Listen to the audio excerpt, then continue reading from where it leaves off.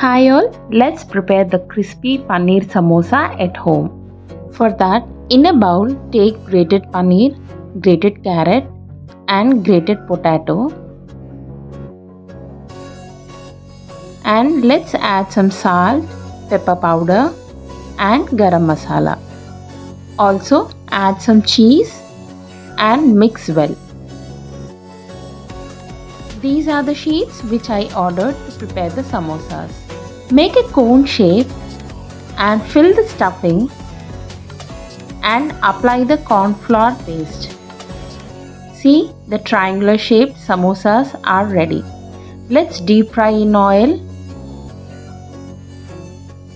Now the crispy paneer samosas are ready. In no time, tasty samosas are done. They were crispy and the taste was awesome. That's all for today. Thank you.